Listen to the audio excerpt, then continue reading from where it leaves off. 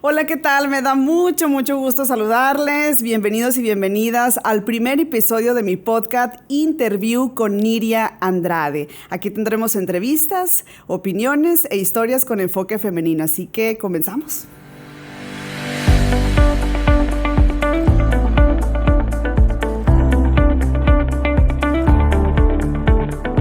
Me encuentro muy emocionada por este primer episodio de mi podcast Interview con Niria Andrade. Cada 15 días vamos a estar subiendo contenido. Si no me sigues en mis redes sociales, te invito a que lo hagas. Vas a estar viendo y enterándote de las entrevistas, de las opiniones. Más adelante o en los próximos episodios vamos a tener invitadas muy especiales. Abordaremos temas muy interesantes. Pero por ser el primer podcast, me elaboraron unas preguntas para que ustedes también me conozcan un poquito más y pues así vamos a iniciar en esta ocasión. Mi mejor recuerdo de la infancia.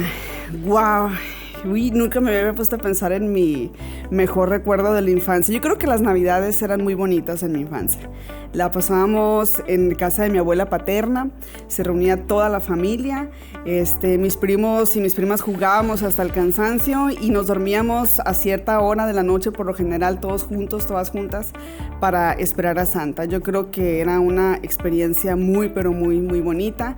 Y otro recuerdo que tengo de la infancia es cuando íbamos a la playa. Justamente íbamos a Bahía de Quino en caravana cada cierto tiempo y yo era de las personas que le decía a mi mamá: no permitas que me meta mucho al agua porque me quemo, y además porque soy muy blanca y la verdad con piel muy sensible, pero se me olvidaba siempre y terminaba descarapelada, horas y horas en el mar, no me podían sacar.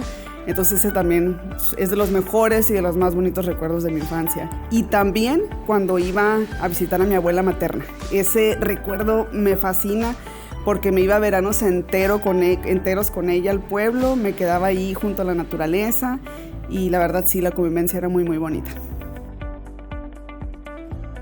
Siempre quise ser conductora, siempre quise ser comunicóloga. Yo todavía no sabía qué significaba la comunicación, qué significaba comunicar o qué significaba ser comunicólogo o comunicóloga, pero yo desde muy chiquita, desde 4 o 5 años ya jugaba. No a que era, por ejemplo, una persona importante, sino que yo lo que hacía era entrevistar a la gente, ¿no? Y recuerdo que sentaba y acomodaba mis Barbies, a mis muñecas, y las entrevistaba porque yo era la conductora de Miss México, ¿no? Entonces entrevistaba y le preguntaba a señorita Puebla qué opinaba. Entonces desde entonces me gustó muchísimo. Yo creo que siempre lo único que siempre me gustó o lo único que supe es que haría esto. Mi primer trabajo remunerado, le ayudábamos a mi papá en su negocio. Mi papá, yo vengo de una familia de comerciantes. Se podría decir que ese es el primer trabajo, aunque generalmente lo que hacíamos era ayudarle, ¿no?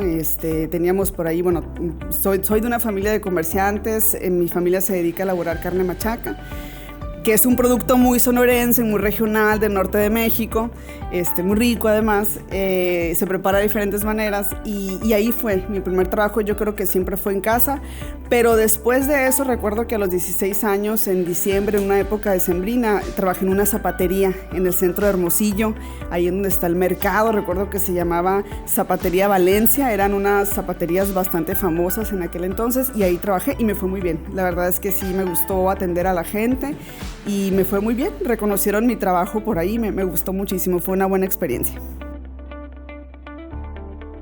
Lo que más me apasiona, mi trabajo.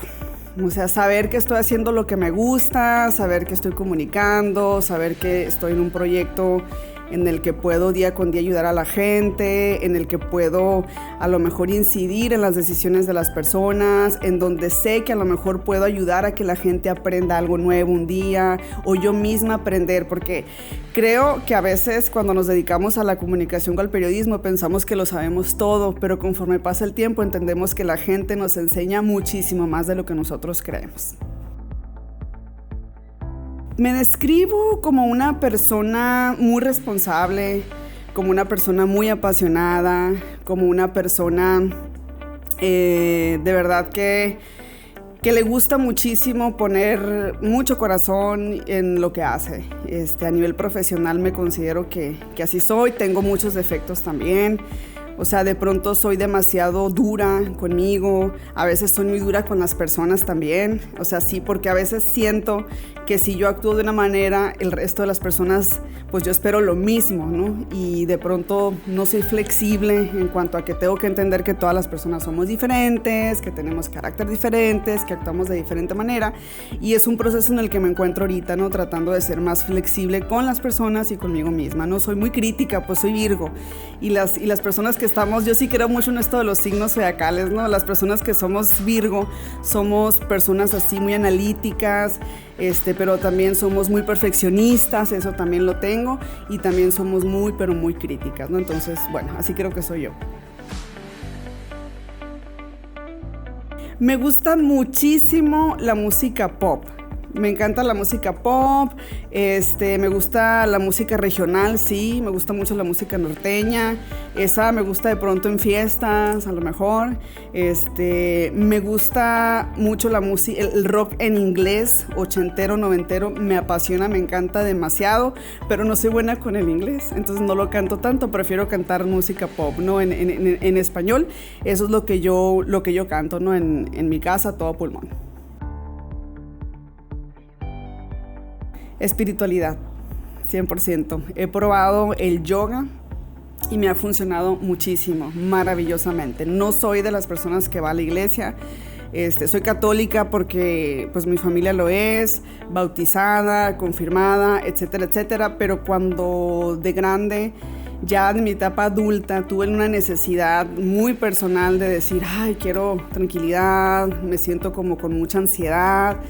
Probé el yoga y me gustó muchísimo, y creo que una forma de poder alejarte de la religión sin perder la espiritualidad es el yoga, y yo sinceramente lo recomiendo muchísimo.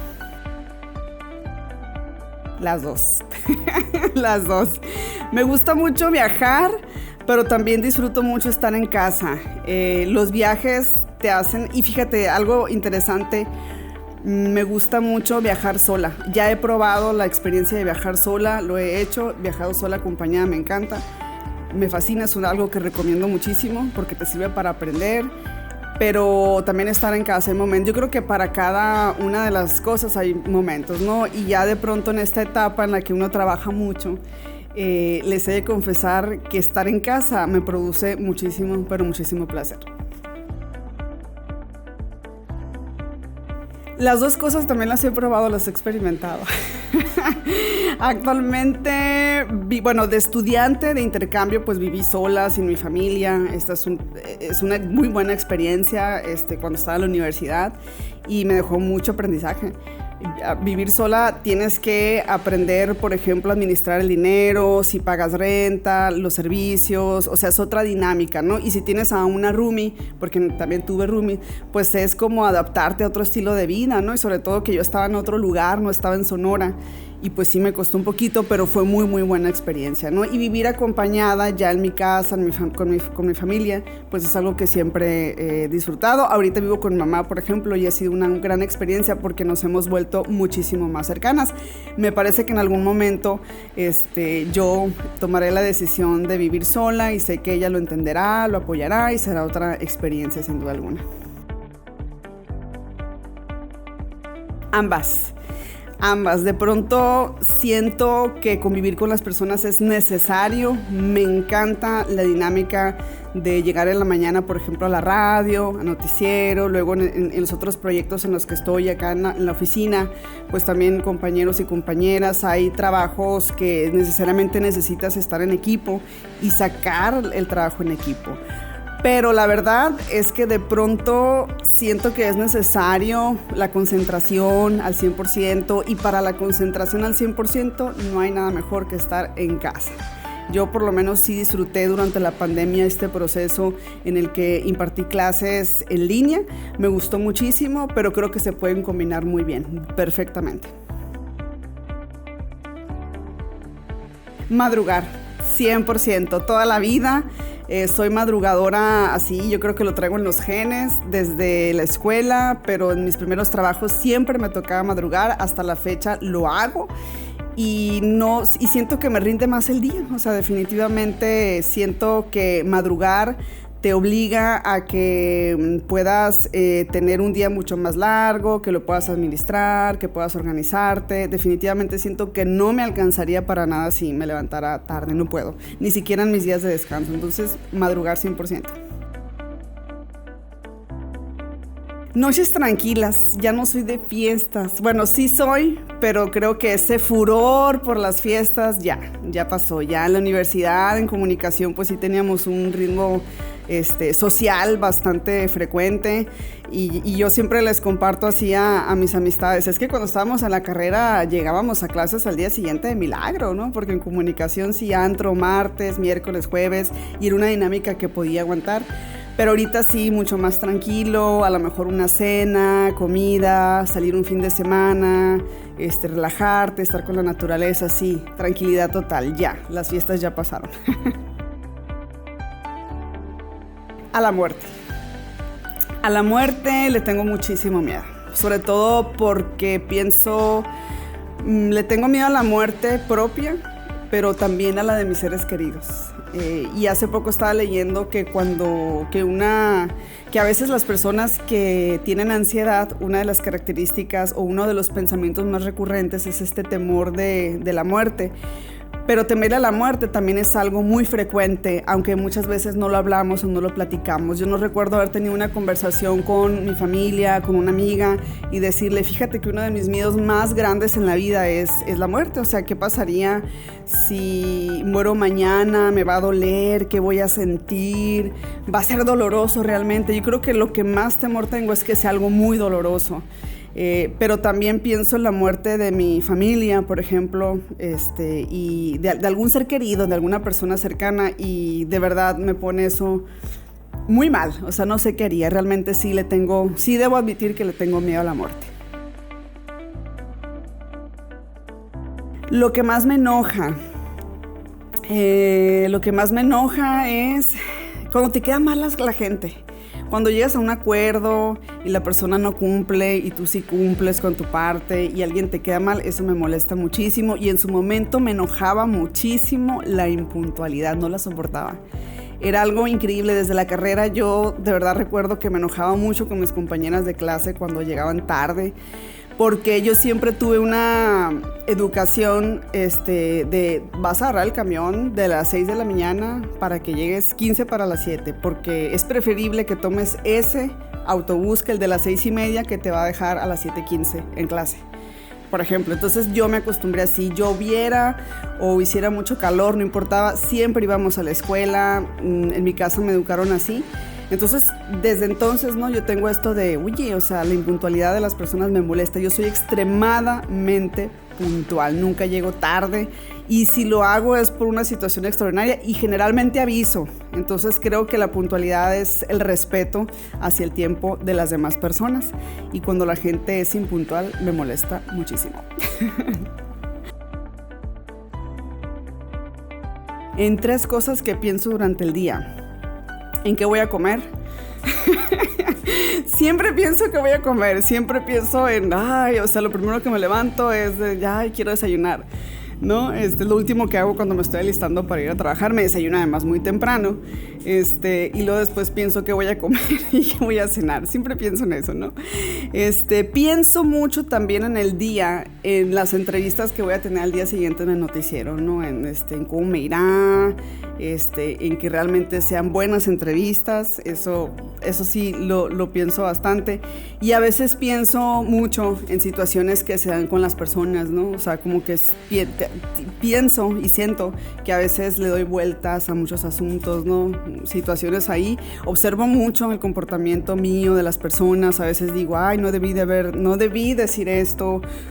O si después fulana persona dijo aquello, entonces como que empiezo así. Pero generalmente mis pensamientos principales van encaminados a qué comer y al trabajo. La verdad, sí. ¿A quién quisiera invitar a un café de las personas? Oye, muy buena pregunta, ¿eh? A ver, ¿a quién quisiera invitar a un café? Nunca me he puesto a pensar a quién invitaría a un café, porque siento que no soy de las personas que soy fan de alguien en específico. Y siento que mi vida está incompleta por ese detalle. Quisiera sentirme así como muy apasionada hacia algo o a alguien, pero no sé si quizá me gustaría...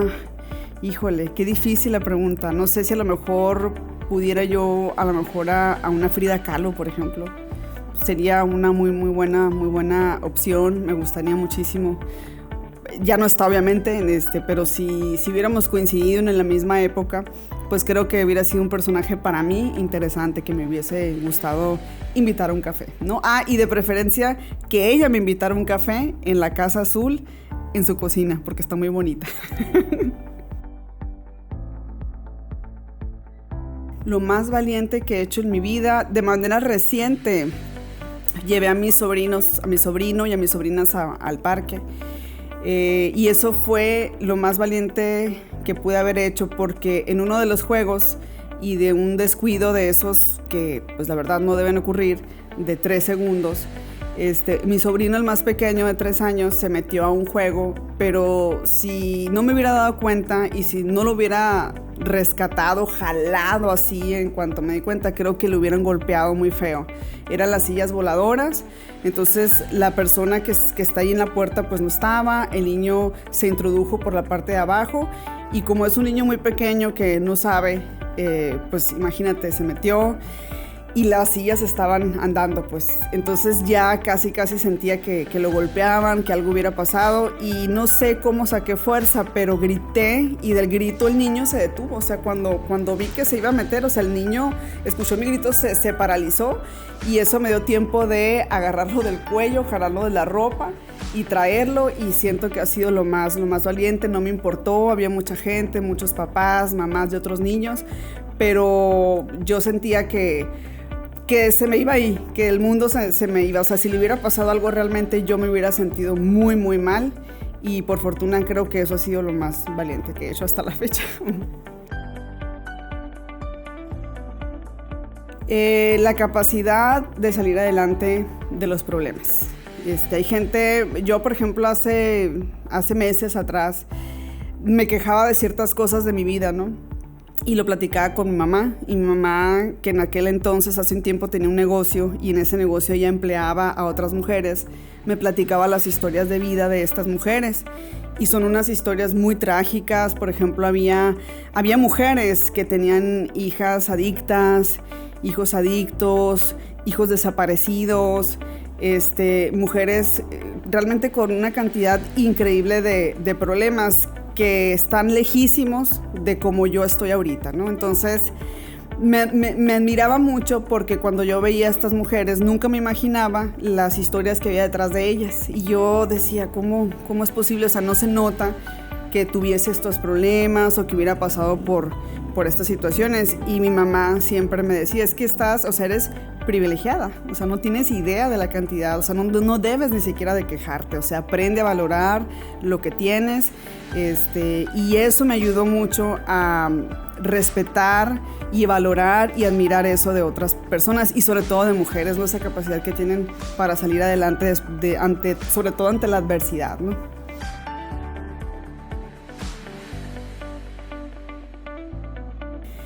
Tienen la creencia, híjole, esto me pasa muy seguido, ¿no? Tienen la creencia de que soy demasiado dura, demasiado seria, y a lo mejor como demasiado exigente, y puede ser que sea algo de verdad, pero no del todo. Siento que lo llevan a veces a un nivel muy extremo, ¿no? Porque esas situaciones o características creo que de alguna medida, si son moderadas, no son tan negativas, y lo he ido como moderando con el tiempo, ¿no? Pero sí siento que de pronto tienen una idea muy compleja de mi personalidad, y pienso que es básicamente eso. Hay personas a las que a lo mejor no les caigo bien, se entiende, y al principio como que me molestaba, me hacía sentir mal, era algo muy difícil para mí de aceptar y ahora realmente no es algo que me importe y no es algo con lo que yo pueda detenerme. Siento que ya no depende de mí y que ya no puedo simple y sencillamente hacer nada, ¿no? Como que ya lo trabajo de otra manera. Lo veo desde otra perspectiva, pero sí me parece que esas es generalmente las ideas erróneas que tienen de mí. La situación más incómoda que me pone cuando alguien te hace una pregunta de tu vida personal y no la quieres decir, o como que te ves forzada a hablar sobre algo que no quieres compartir. Esa es una situación muy incómoda que me resulta a veces, ¿no? Entonces sí es muy, muy difícil. A veces siento que no reacciono como debería y me pasa muy seguido que cuando respondo, después pienso, no debí de responder así, debí de haber dicho esto otro.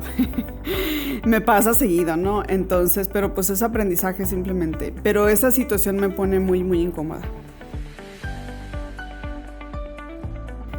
Algo que nunca repetiría. Es muy difícil y no sé si deba yo decirlo, pero en el pasado, en mis relaciones personales, afectivas, amorosas, siento que a lo mejor le daba más valor a ciertas cosas y siento que en un futuro, en mis próximas relaciones, yo valoraría otras. Y siento que también no repetiría sobre todo mi forma de ser. A lo mejor en algún momento, cuando eres muy joven, tiendes a ser como muy tóxica, ¿no? Antes no se usaba la palabra tóxica cuando yo estaba en la universidad y a lo mejor lo era.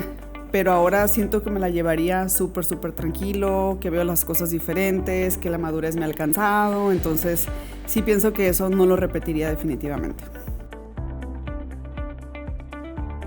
Algo que creía antes que era muy bueno tener muchísimos amigos y amigas, que eso era maravilloso, y aparte yo pensaba que había personas que tenía una noción muy errónea de lo que realmente era una amistad. Y ahora lo veo desde otra perspectiva y me enorgullece muchísimo decir que soy una persona de pocos amigos, de pocas amistades, pero que realmente son amistades reales, sinceras y que valen muchísimo la pena. Yo creo que mis amigas y mis amigos son de otro nivel. Quisiera estar en el mismo nivel que ellas y ellos porque creo que de pronto no les correspondo como deberían y como se merecen y me apena y me avergüenza mucho esa parte, pero sí ha cambiado mucho eso de mí. Ya no me importa tener cientos y miles de amistades como a lo mejor en la universidad, que a lo mejor me interesaba ser popular, saludar a todo mundo. Ya no pierdo el tiempo en esas cosas. Yo creo que lo importante es que las personas que siempre han estado, que están ahorita, me interesa que estén en un futuro y nada más. Fuentes de inspiración. Yo creo que la lectura te inspira muchísimo. Me parece que la música también es una fuente de inspiración, las películas son una fuente de inspiración también, pero sobre todo me parece que la principal fuente de inspiración que pudieras o que pudieses llegar a tener es tu historia familiar y tu historia personal. O sea, revisa la historia de tu familia, de tus abuelas, de tus abuelos, de tus papás, de tu papá, de tu mamá. Y creo que eso es una inspiración. Por ejemplo, mi abuela siempre decía que ella hubiera querido ser maestra y ella nada más estudió hasta cuarto de primaria, le gustaba mucho la escuela. Y para mí el saber, porque ella me decía que como su papá no la dejó estudiar en ese momento, ella estudió 2 veces cuarto de primaria porque le encantaba el conocimiento, aprender, la enseñanza. Para mí esa ha sido una fuente de inspiración, porque qué dicha la mía de haber ido a la universidad, de, por ejemplo, hacer muchas cosas que ella no hizo, entre ellas también ejercer la docencia. Esa es otra parte de mí, que también he fungido como docente en algunas escuelas. Y llevar a cabo un sueño que a lo mejor ella no hizo, no lo pudo concretar por la época, por el tipo de familia, por las creencias, por la educación que llevaba en casa, pues para mí ha sido una fuente de inspiración. Yo creo que la principal fuente de inspiración que las personas podemos tener es nuestra historia personal, nuestra historia familiar, las mujeres, los hombres que están en nuestra familia, todos esos nos enriquecen y de verdad nos inspiran. Yo creo que sí.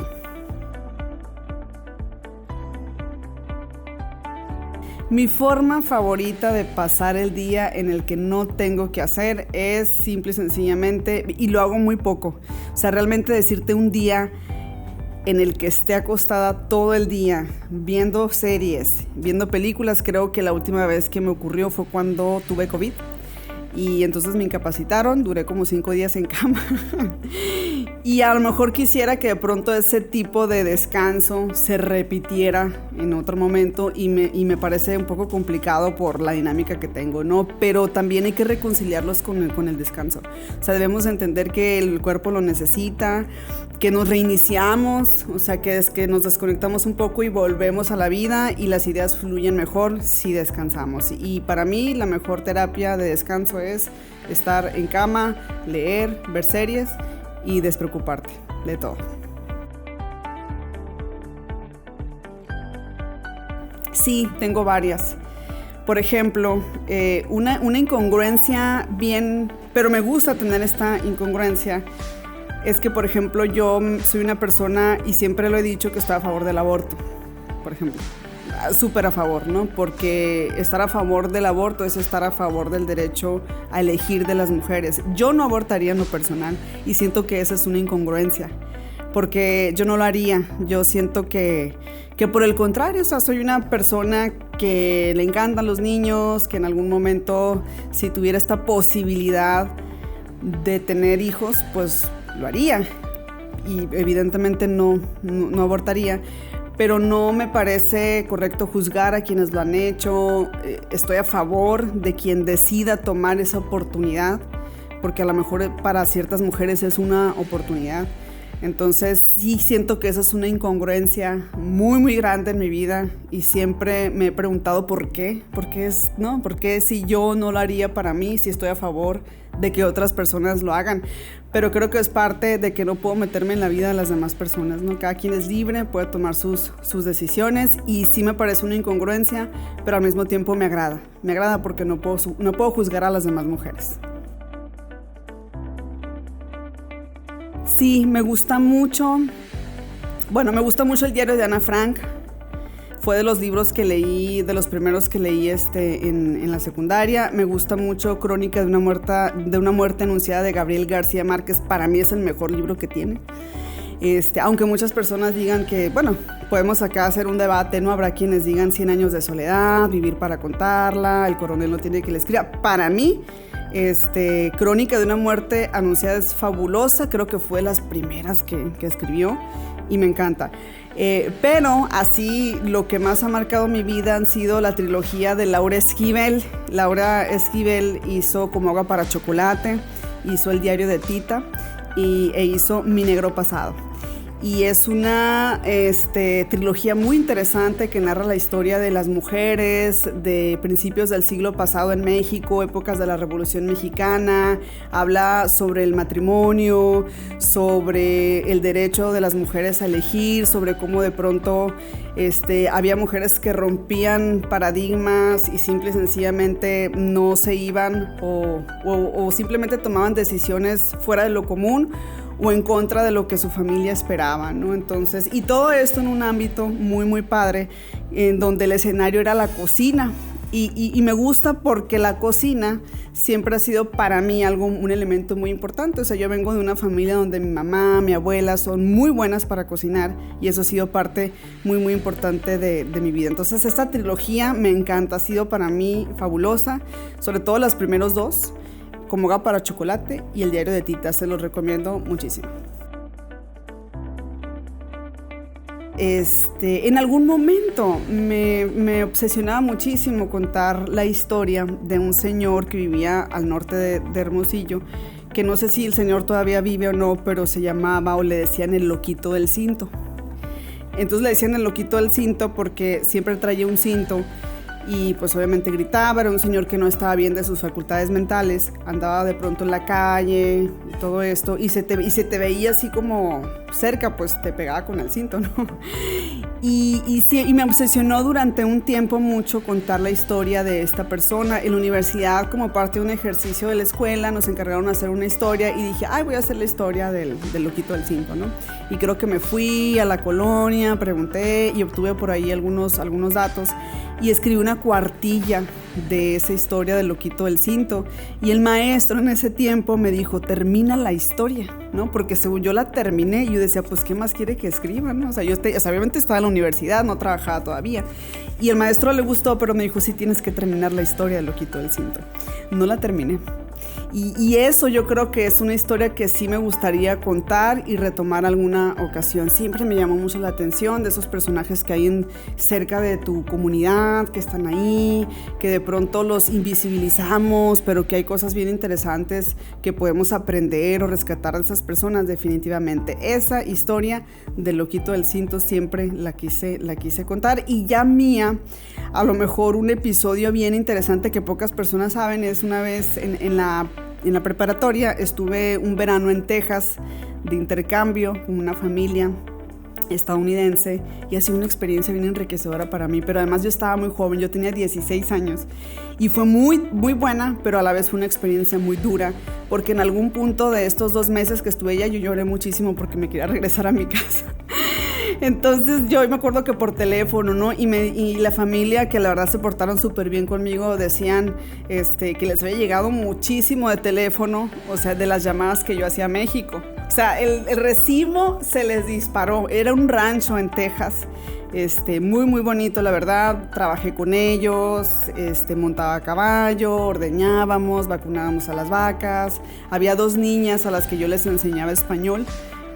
Caroline y Julia, así se llaman las niñas, y yo las adoraba, o sea, ellas encantadas, y me gustó mucho esa experiencia. En algún momento, pues yo sí ya como que extrañé, nunca me había apartado tanto de mi familia, además estaba sola, nadie hablaba español, o sea, yo hablaba solamente, yo tenía que hablar español para que ellas me escucharan y aprendieran, porque la mamá de estas niñas estaba obsesionada con aprender español, era como un sueño frustrado que ella no tenía y quería que sus hijas aprendieran español.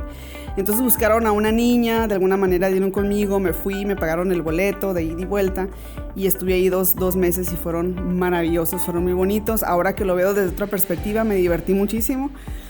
Pero sí, lloré, de verdad sí extrañé mucho a mi familia. Fue una experiencia muy, muy bonita y no la cuento tanto y mucha gente no sabe. Y creo que de esos 2 meses pude fácil escribir algo muy, muy bueno. Hay recuerdos que tengo, pero hubiera sido muy padre tener un diario, sí. Siempre. Yo creo que desde que tenía 8 años estaba en la sala, en la casa de mi abuela. No sabía que eso era ser feminista, ¿no? Pero siempre me cuestionaba muchas cosas. Entonces, cuando yo tenía 8 años, estábamos en la sala de la casa de mi abuela y mi hermano estaba jugando con una pelota y tumbó algo y quebró algo. Entonces, cuando ocurre esto, que un retrato, no recuerdo exactamente qué figura quebró y cayó al piso, mi mamá me dijo, oye, Nidia, pues ve por una escoba y límpialo. Y le dije, no lo voy a hacer porque yo no lo tiré, o sea, que lo haga mi hermano. Yo no lo tengo que hacer. Entonces, yo pienso que para mí ese es un parteaguas. Y yo ahí sí dije, o sea, yo tenía 8 años, ¿no? Entonces, pero a los 8 años, ¿cómo piensas? ¿O cómo es que llega a tu mente esta idea de que hay cosas que no tienes que hacer porque no te corresponden o porque no es justo, ¿no? En algún episodio después yo sí criticaba mucho y renegaba de por qué yo nada más tenía que lavar los platos, porque mi hermano no lo hacía.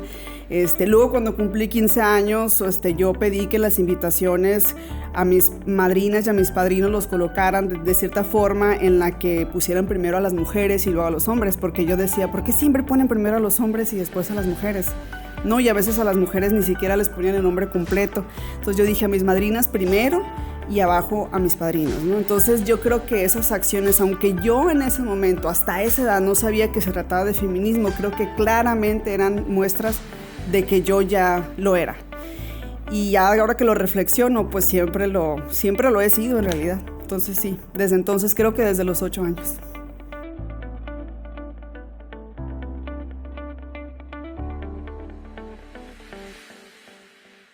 Me encantaron las preguntas. Ojalá que se hayan identificado o si piensan diferente, pues también se vale que pongan ahí sus comentarios. Y les invito a que sigan mi podcast, a que estén pendientes de los contenidos que vamos a estar generando cada 15 días. En mis redes sociales ahí pueden estar ustedes muy, pero muy pendientes de Interview con Iri Andrade. Así que hasta la próxima.